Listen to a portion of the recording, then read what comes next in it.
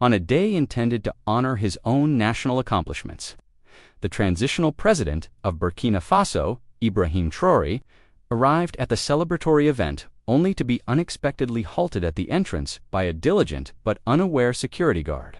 An incident that could have ignited a scandal was instead transformed into a legendary display of character, moving the gathered crowd to tears and leaving social media speechless. His subsequent actions would serve as a global reminder of what authentic leadership entails. The setting was a hot Tuesday afternoon in Ouagadougou. The streets thrummed with anticipation. Flags representing Burkina Faso billowed in the warm breeze, while children proudly wore T-shirts bearing the inscription, "Our hero, Ibrahim Traoré." This was no ordinary occasion. It was a day of honor, a public ceremony to acknowledge President Traoré's work in restoring peace, providing for the needy, and reinstating a sense of dignity among the populace. Thousands had converged upon the national civic arena. However, as an unmarked black Toyota sedan approached the VIP entrance, a lone security officer raised a hand to stop it. He stepped forward with a firm demeanor. "Excuse me, sir, I am unable to permit your entry without a badge." Inside the vehicle, President Ibrahim Traoré blinked. He had traveled without an escort or the blare of sirens, arriving quietly, as was his custom. "I am Ibrahim Traoré," he stated gently. The guard's brow furrowed, and he let out a nervous chuckle. "No, sir, the president does not travel in this fashion." People in the vicinity started to take notice, their phone cameras swiveling toward the unfolding scene. The president did not become irritated. He did not radio for assistance. He simply remained still, and then he did something so unforeseen that it would send shockwaves through the crowd and across the internet within moments. Rather than brandishing his identification or forcing his passage, President Traoré took a different course. He smiled. Then, deliberately, he moved away from the entrance and began to walk. He proceeded on foot down the length of the building, moving past perplexed vendors, surprised guards, and a cluster of murmuring journalists who whispered, "Is that truly him?" His aides hurried to intervene and provide an explanation, but he quelled them with a simple hand gesture. "No," he said softly. "Let the people see me this way." A barefoot child darted forward, offering a piece of roasted corn. "President," he called out, "why are you outside?" Traoré knelt down to the child's eye level and responded, "Because today is not about me. It is about all of us." From behind a fence, a grandmother wept as Traoré continued his circuit around the back of the arena. More and more people began to follow him. There was no security detail, no stage only. The man and his people. He came to a small side gate. The guards posted there recognized him instantly and snapped to attention. But Traoré held up a finger and said, "Please do not open the gate. I want to enter like everyone else." Inside the arena, the master of ceremonies was on the verge of announcing his arrival, little knowing that the true narrative was already taking shape outside. Within the packed venue, organizers exchanged nervous glances. The president was late, exceptionally late. His special chair at the front, exquisitely handmade by local artists, remained vacant beneath the spotlight. People whispered amongst themselves, "Where is he?" Outside, Traoré stood, in line with everyday citizens. No one was instructed to make way for him. He waited patiently beside a farmer and two schoolboys. The farmer, not realizing who he was, asked him, "Are you here for the event?" Traoré nodded. "Yes, I am hoping to learn something." The man chuckled. "Me too. They say the president is a good man?" Traoré smiled once more when he finally made his way into the arena, not through the VIP gate, but via the public entrance. A collective gasp rippled through the audience. Children stopped eating. Elderly women placed their hands over their hearts. Some began to cry. The music came to a halt. All eyes were on him. He was without guards or fanfare, clad only in a dust-stained white shirt and sandals. A silence settled over the arena, so profound it felt as if the earth itself had paused to watch. Then the crowd slowly rose to its feet, one by one. Not with applause, but with reverence. An old man's voice then rang out, "He walks with us because he is one of us." The arena erupted in a wave of emotion, but the most unforgettable moment was still approaching. Back at the VIP gate, the young security officer stood frozen. Someone had just whispered in his ear that the man he had turned away was, in fact, the president. His eyes widened, his mouth agape. He looked down at the entrance list clutched in his hand. There was no picture, no specific instruction. He believed he was merely doing his job, but now his chest grew tight, his knees weak.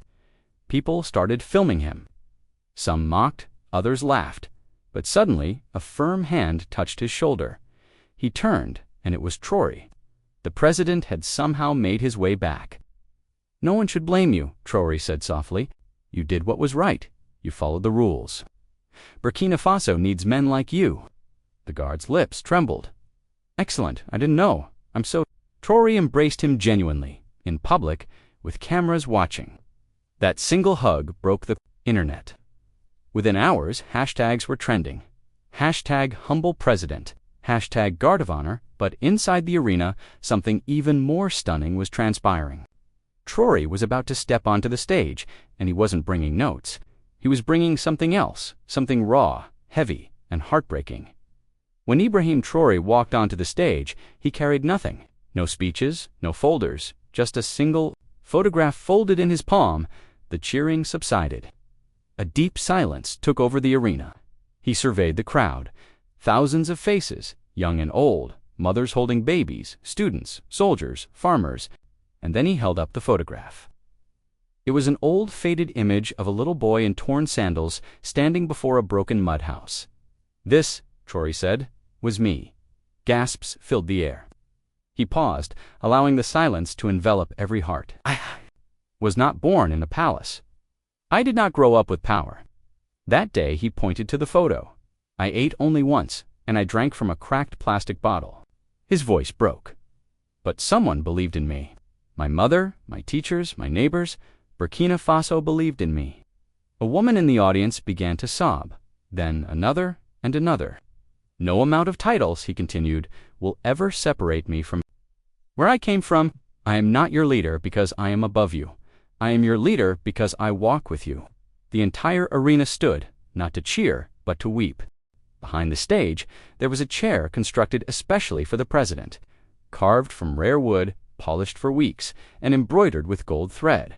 It was meant to honor Traoré, to demonstrate the nation's love. But as the applause grew louder, the chair remained empty. Traoré stood before it, looked at it, and shook his head. Then he slowly walked past it and sat on the simple wooden bench where the cleaning crew usually sat. The audience was stunned. "What is he doing?" someone whispered. A little girl in the front row asked her mother, "Why won't he sit in his chair?" Her mother, wiping her eyes, replied, "Because his heart is bigger than that chair." Traoré looked at the people around him, mushers, stage workers, volunteers. He nodded at each one. "I am not here to be served," he said softly. "I am here to serve." The moment was captured on camera. The clip spread like wildfire across BBC, CNN, Al Jazeera, Facebook, and TikTok. Everyone asked the same question: is this the most humble president in the world? But what was to come next would shake the soul of the nation and the heart of the world. As Traoré sat quietly on the workers' bench, a whisper rippled through the crowd. "Did you see what he did? I've never seen a president sit there. Is he okay?" But then a voice, soft and trembling, rose from the second row.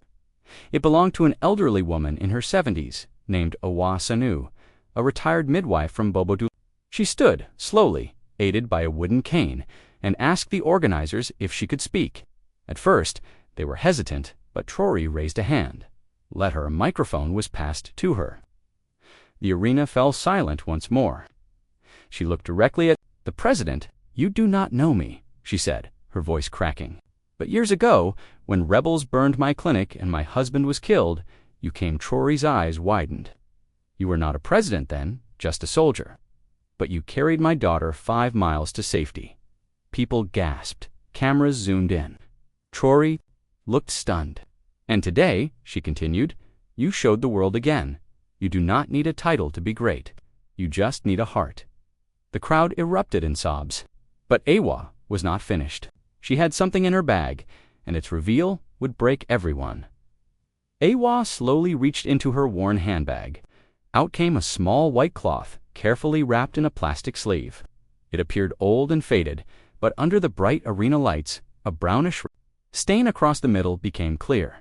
She held it up with trembling hands. "This," she said, "was the cloth you wrapped my daughter's foot in when she was bleeding." Traoré stood slowly. His face had gone pale. "I never threw it away," Awa continued, crying, "not because it was clean, but because it saved my daughter's life." The crowd was silent. Even the camera crew lowered their equipment to wipe their eyes. Awa walked forward. The cloth seemed small, but the moment felt massive.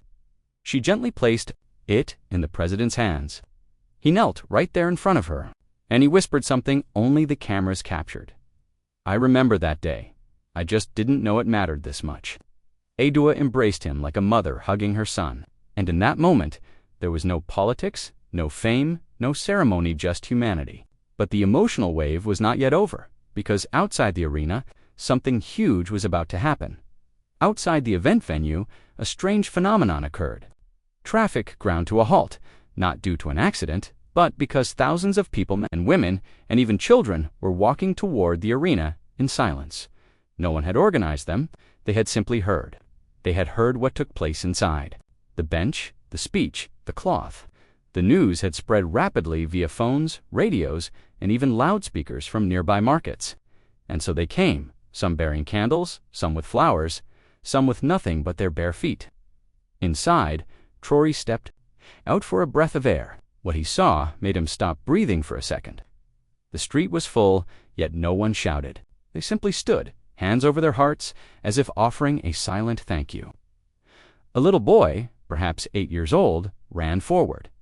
He was not holding a flag or a sign. He was holding his school report card. "I want to give this to you, President," he said, "because you are the reason I am still in school." Traoré bent down, took it gently, and hugged the boy. The cameras captured everything. And in less than an hour, global media had picked up the story. Burkina Faso's president turns event into human moment. This is what leadership looks like. But what the president was about to do next, no one could have imagined. Inside the arena, just as the crowd began to recover from their tears, a rustle echoed from the back. It was the young security guard, the one who had mistakenly stopped Ibrahim Traoré at the gate. He appeared frightened, with red eyes and shaking hands. 2 other guards had tried to stop him, but Traoré noticed and waved them off. The young man walked slowly down the aisle, past ministers, generals, and elders, then fell to his knees before the president. "I did not know. I did not recognize you," he cried. "I was only trying to do my job." Traoré said nothing. The room held its breath. Then the president walked up, knelt beside the guard, and gently helped him to his feet. "You were doing exactly what this country needs," he said softly. "You followed your duty, even when you were unsure." The guard broke down, crying in his arms. And in that moment, something remarkable happened. All the soldiers standing around the arena began to applaud, not for Traoré alone, but for the principle that no man, no title, is above accountability. The internet exploded once again. But what no one knew was that Traoré had one last personal reason for attending this event, one he had not yet revealed. As the program resumed, organizers invited Ibrahim Traoré to the stage, but as he walked up, he politely declined the golden chair reserved for him. Instead, he walked to the very last row, where no cameras reached, and pulled out a chair beside a young disabled girl. Her name was Mariama. She had been invited quietly with her mother, because she had written a letter months earlier that had gone viral. She had asked, "President Traoré, will you ever sit next to someone like me?" She had never received a reply. But now, as the president sat beside her, gently holding her hand, the answer was clear. The hall fell quiet again. Tears returned. Then something even more powerful happened. Traoré asked for the microphone, and with all eyes on him, he said, "This chair was never meant to be mine alone. It belongs to every Burkinab child who dreams, every mother who struggles, every father who falls but stands again. That is who built this country. I am just sitting among them today." Even the journalists lowered their cameras. The moment was not for headlines, it was for healing. But as powerful as that was, nothing would compare to what would happen the next morning. Before sunrise the following day, without any press, entourage, or more than 2 plain vehicles, Ibrahim Traoré did something unexpected. He visited a quiet cemetery on the outskirts of Ouagadougou. Only a few old grave markers stood there, many without names. He walked to one in particular, simple and unpainted, and knelt. This was not just any grave. It was that of his best friend, a young soldier named Adama Coulibaly, who had died saving Traoré during a rebel ambush years ago. Traoré had never spoken publicly about him. But this morning, alone with a small flower in hand, he whispered, "Everything I do to honor your sacrifice." He sat there for 30 minutes, silent, remembering. Then a child from the nearby village recognized him. Soon dozens came, barefoot, just watching him from behind trees. He turned, smiled at them, and waved them over. And right there in the dust, he began drawing in the sand with the children of President in silence, drawing stars and flags with kids. That photograph would become the image of the year. But no one knew he was preparing for one final speech that would shake the entire world, and it was just hours away. By afternoon, the news had spread like a contagion. The president knelt in a cemetery, sat with a disabled girl, hugged a security guard. Social media was alight with conversation. Every post concluded with the same question: who leads like this anymore? But while the nation was still processing these events, Traoré made a quiet phone call to the event organizers. He had one last request: not to speak from the podium, not to take the closing anthem. He asked to walk through the crowd unguarded and let people share their stories for just 1 hour. "No speeches," he said. "Let the real heroes speak." The team was perplexed. Was this wise? Was this safe? But they complied. And just before sunset, Traoré walked down the center aisle. No jacket, no microphone, just a chair in his hand. He placed it in the middle of the crowd and sat. Then he pointed to the first man. He saw a retired farmer and whispered, "Tell us what you survived." The old man stood, hands trembling, and began to speak. One by one, others rose. Women, widows, veterans, street boys. Each had a story. Each left the crowd in tears. But it was the final story that would bring Traoré to his knees. A small voice emerged from the far right. It belonged to a girl no older than 9. She was thin, barefoot, and holding a folded piece of cloth. Everyone turned as she walked slowly toward President Traoré. When she stood before him, she unfolded the cloth. Inside was a dusty and torn photo showing her father, a fallen soldier. Standing beside Traoré years ago during a mission in the north, "My papa said you saved him once," she whispered, "but he did not make it home the second time." The crowd fell into a deep silence. Tears fell quietly. Traoré stared at the photo, frozen. Then he reached into his jacket and pulled out a worn prayer bead, the same one her father used to carry. "I have kept this since the day he died in my arms," he said gently. "I never forgot." Then, with both hands, he gave it back to the little girl. She held it to her chest and collapsed in tears. And just like that, no words were needed. That image went viral in minutes. But what the cameras did not capture was this: Ibrahim Traoré cried to not as a president, but as a brother, a soldier, and a man who remembered everything.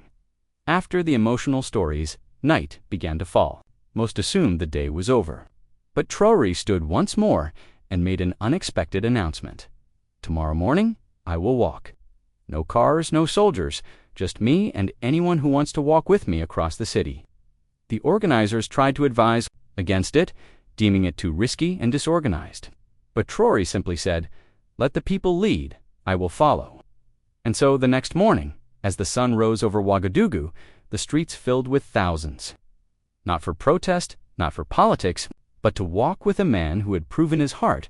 Mothers held children, old men brought flags, farmers, teachers, nurses, even the security guard from the first day all came. It became known as the Silent March of the People. They walked through markets, past schools, hospitals, and cemeteries. Along the way, Traoré shook every hand he could, and when they reached the final stop, he turned and said, "You do not need to raise your voices to be heard. Walk in truth, and the world will follow." But what he did not know was that someone from outside the country had been secretly observing the entire week unfold, and they were preparing to speak next. Unknown to everyone in Burkina Faso, a young journalist from Senegal, Mariam Diouf, had arrived days earlier for the event. She was sent by an African news outlet to cover the ceremony, but what she witnessed was beyond headlines. She had filmed everything. The moment Traoré was blocked at the gate, his silent kindness to the confused guard, his time with the orphan girl, the walk through the city. Every gesture, every tear. She had uploaded clips daily to her private channel. And now, after the silent march, her latest post read, "I came to report on a leader. I found a father to the broken, a listener to the poor, and a heart the world forgot existed." The video went viral overnight. Millions of Africans shared it. Then came a surprise, an invitation from the African Union. They wanted Traoré to speak not about economics or politics, but on how to lead with heart. Traoré simply replied, "Let me first finish walking with my people," because even with the world watching, his eyes were still on home. The crowd waited for what he would do next. The final day of the event had arrived. Everyone anticipated a grand presidential speech. Flags were raised, the stage was decorated, and global media had assembled. But when Ibrahim Traoré finally stood on stage, he said nothing.